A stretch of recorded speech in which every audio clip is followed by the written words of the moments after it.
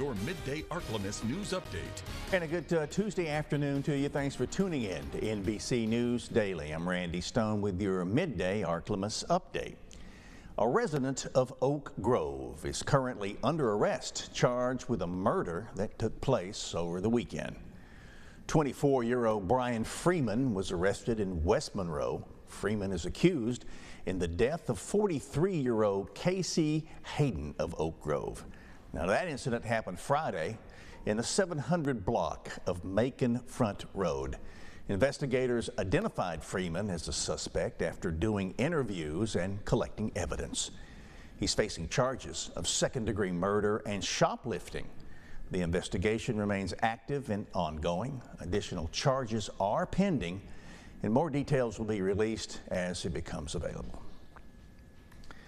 Head-on crash has claimed the life of a Downsville man. Now, that wreck happened on Louisiana Highway 15.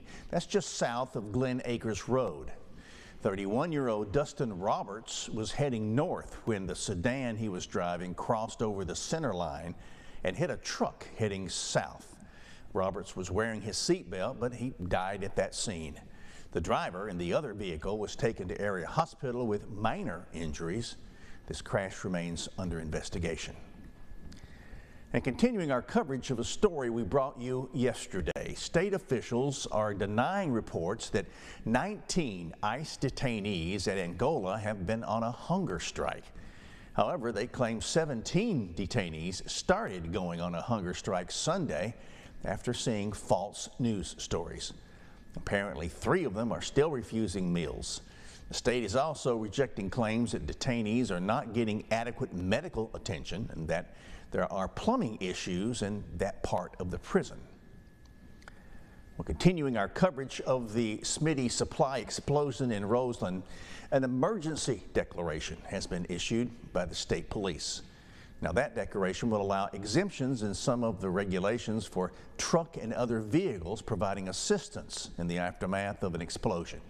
Well, they include power grid repairs, grocery deliveries, and waste removal. The declaration will remain in place until October 4th. In a health alert, yesterday was the first day of fall, and flu season is fast approaching. The Union County Health Unit of the Arkansas Department of Health will be hosting a drive-through flu vaccine clinic today. This is a community flu clinic open to all locals. The vaccines are available at no charge. Anyone can come through the drive-through. We're doing it from 9:30 to 5:30. Please make sure that if you have insurance, that you bring your insurance card with you. And now, exclusive Storm Tracker Doppler weather with meteorologist Chase Ward. We are expecting a few patchy shower thunderstorms for this afternoon and evening. This will kind of continue even as we go around sunset. Winds will continue mostly out of the south and southwest with some cloud cover.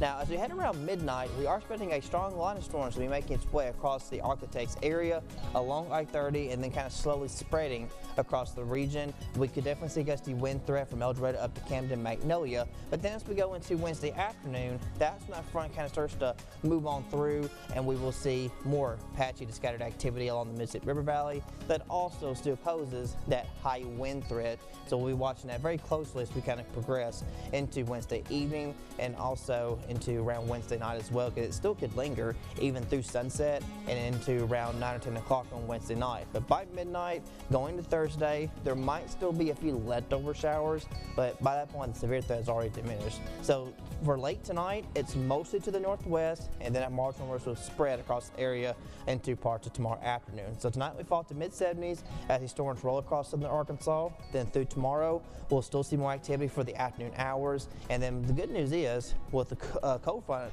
moving through, we will see our temperatures fortunately fall. Will be in the mid-80s by the late weekend and the start of the weekend. And then there's a slight warm up, but still turning drier. We'll hit around 90 by next Monday.